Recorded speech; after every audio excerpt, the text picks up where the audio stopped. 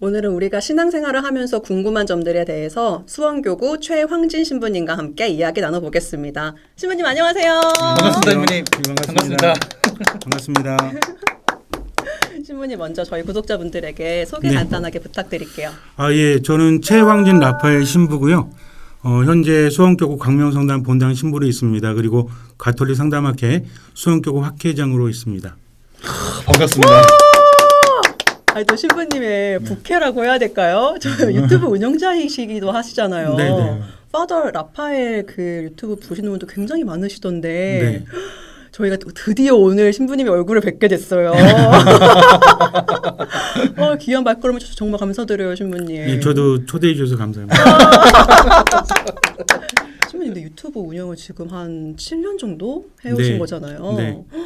근데 지금 이렇게 많은 분들 통해서 또 유튜브로 만나고 계시는데 네. 어떤 마음으로 이렇게 유튜브로 신자분들이랑 소통하고 계시는 거예요?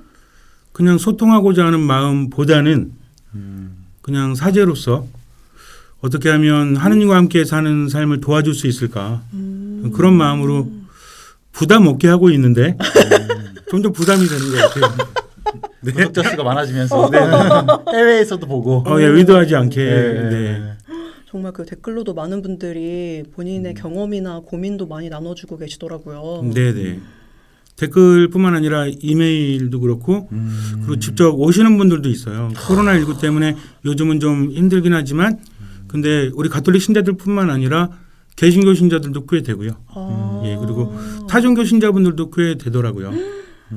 제가 이야기하는 게 어렵지 않아서 그런지 몰라도 공감이 많이 된다라고 해주시니까 더 부담이 되죠. 꼭 신앙적인 얘기가 아니더라도 삶의 고민들을 본인들이 그 신부님 유튜브를 통해서 많이 위로를 받고 또 공감할 수 있어서 그러신 것 같아요. 그렇죠. 그러니까 어떤 삶의 공감대를 찾고자 하는 분들 그리고 해답을 찾고자 하는 분들. 근데 저는 사제니까 신앙적인 답을 줄 수밖에 없는데 왜냐하면 세상에는 많은 질문들이 있고 그에 대한 답이 되게 다양하잖아요.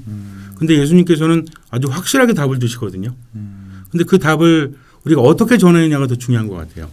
결국 어떤 좋은 이야기 이런 것보다 저희가 공감할 수 있고 납득할 수 있고 그리고 뭔가 이거를 해결하거나 아니면 어디로 가야 된다는 목적이 확실해지는 그런 말씀 그런 것들을 전해주는 거죠. 제가 뭐 대단하거나 제가 가진 게 많거나 아는 게 많은 게 아니라 예수님의 말씀을 쉽게 얘기하자는 의미로 하니까 막연한 게 아니라 구체적이고 그쵸. 뚜렷하게. 네네. 근데 그게 어려운 것 같아요. 어렵죠. 쉽게 얘기하고 와닿게 얘기하는 게 그게 어려운 것 같아요. 그리고 또 제가 얘기를 하면 제 의도하고 상관없이 그렇게 받아들여 주시는 것 같아요. 저는 이게 너무 감사한데 어떤 분이 와서 저한테 말씀하실 때 사실 정말 그래요. 내가 이런 의미로 얘기한 거 아닌 것 같은데 그분은 거기에서 힘을 얻었다라고 하면 저는 네라고 할 수밖에 없지만 그러면서 또 나는 아무것도 아니구나. 그 어떤 하느님의 말씀 또 삶의 이야기를 통해서 하느님께서 우리 보통 그런 얘기 잘 안 쓰지만 역사하신다라고 하죠. 함께 하신다는 거죠. 이끌어 주시고 그걸 보고 저도 놀라죠. 저는 그럴 때 항상 제 탓이라고 여겼는데 역시 내가 잘해서 그렇게 됐구나. 내가 잘하는구나. 위트가 있어요.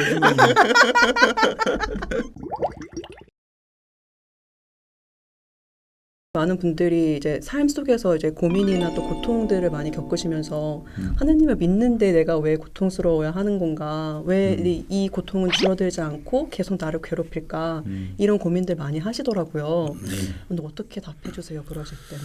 사실 뭐 신부님도 잘 아시겠지만 답이 명확한 게 없잖아요. 없죠. 그리고 그 사람에게 어떤 위로를 줄 수 있는 답이 있어야 되고 고통의 문제에 관해서는 인간이 하느님께 창조된 순간부터 아마 끊임없이 계속 괴로웠고 힘들었던 문제인 것 같고 근데 고통이라는 것도 저는 그렇게 생각해요. 이해되어지는 것이 아니다 고통은. 그래서 아무리 이해하려고 해도 이해할 수 없는 고통도 있거든요. 제가 아는 분 어떤 분은 정말 열심히 살았어요. 정말 열심히 살았는데 이분이 박사학위를 받기 전에 그동안은 젊음을 투자해서 엄청나게 공부하고 노력했죠. 어떤 뭐 공부를 잘한다 이걸 얘기를 하는 게 아니라 이분은 그것만을 향해서 달려왔어요.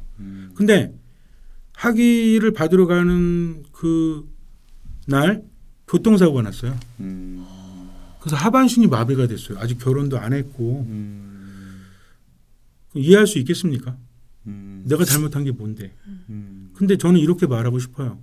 그분이 지금은 되게 행복하게 살아요. 그럼 왜 그럴까? 어떻게 본다면 체념일 수 있겠죠. 하지만 전 다르다고 생각을 해요.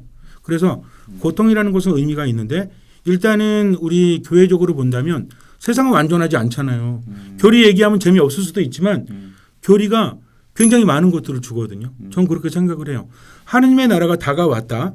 하느님 나라가 너희 가운데 있다라고 예수님 말씀하시는데 완전히 다 하느님 나라는 아니라는 거죠. 그러니까 세상에는 고통과 악과 죄가 있을 수밖에 없는 것은 완전히 하느님의 나라가 아니기 때문에 우리 주님의 기도할 때도 그러잖아요. 하느님의 나라가 오시며 이렇게 말하잖아요. 그러면은 아직은 완전히 오지 않았기 때문이죠. 그럼 인간이 당하는 고통 중에서 이해할 수 없는 고통 하느님께 맡기는 거죠. 막말이란 말을 써도 되나? 어쨌든 나중에 하느님 앞에 갔을 때 저 왜 이렇게 힘들었습니까? 저 정말 열심히 살았는데 왜 이렇게 괴로웠죠? 라고 말하면 어때요? 근데 그걸 기약하면서 지금 최선을 다하는 거죠. 내가 이전에 사고가 안 났으면 내가 아프지 않았으면 이게 아니라 지금의 삶에 나아질 수 있는 것은 지금의 삶에 최선을 다하는 거거든요. 그래서 고통은 이해되어지는 것이 아니라 지금 받아들일 건 받아들이고 받아들이지 못하는 건 내버려 두고 내가 할 수 있는 최선을 다하는 것 하느님 안에서. 왜냐하면 인간적으로는 희망이 없으니까 하느님 안에서 희망을 보는 거죠. 저는 그래서 고통은 이해되어질 수 있는 것이 아니라 체험되어져야 한다는 거죠. 내 삶 안에서. 결코 간단한 문제는 아닌 것 같아요. 근데 신부님 제가 이제 옛날에 여기 아팠을 때 여기 한번 종양이 생긴 적 있었거든요. 근데 보통은 사람은 여기 알지 못하는 거에 대한 두려움이 되게 크기 때문에 알려고 노력을 되게 많이 해요. 그래서 어떤 분은 해석해야지 해결된다라는 말까지 쓰긴 쓰더라고요. 근데 신부님은 그런 노력은 하긴 하되 그래도 궁극적으로는 하느님께 그래도 맡기는 그런 작업은 있어야 된다라는. 그렇죠. 아는 건 되게 중요하죠. 네. 알기 위해서 믿는다. 믿기 네. 위해서 안다. 네. 신부님 말씀하셨지만 유명한 신학자들도 이야기를 하잖아요. 네. 우리가 근데 알아야 될 게 뭐냐 이거죠. 예를 들어서 하나님에 대해서 알아가고 세상의 고통에 대해서 알아가는 거 중요하죠. 무시할 수 없어요. 하지만 때로는 알 수 없는 것도 있죠. 이럴 때는 맡기는 것도 중요하다는 거죠. 왜냐하면 신앙의 신비라고 하잖아요. 신비는 우리가 모르는 것뿐이지 그것은 하느님 안에서 반드시 이루어지는 것들. 그것에 대해서 우리가 받아들이고 살다 보면 그 안에서 깨달음이 있다는 거죠. 왜냐하면 고통이라는 것은 넘어서야 될 고통도 있잖아요. 누가 아팠을 때 뭐 당연히 아픈 거지 하면서 의학적인 노력을 하지 않는다면 치유되지 않을 거예요. 근데 암도 정복하고 모두 정복하잖아요. 이런 암은 필요하죠. 근데 때로는 정말 내가 알지 못한다고 할지라도 지금의 내 삶을 허비하면 안 된다는 거죠. 그러니까 고통이라는 것에 대해서도 저는 어떤 생각을 하냐면 받아들이느냐 받아들이지 못하느냐. 부정적인 정서 안에서 자기 삶을 망치면서 지금을 보낸다면 나아질 게 아무것도 없거든요. 그러니까는 일단 내가 이해할 수 있는 건 이해하려고 노력하고 아는 것은 아느려고 노력하지만 그렇지 않은 거는 내버려 두자는 거죠. 한계는 내버려 그렇죠. 두고 우리 하느님 믿고 나가다 보면 어느 순간에 이해가 필요할 땐 이해가 되어지거든요. 저는 그렇게 생각해요.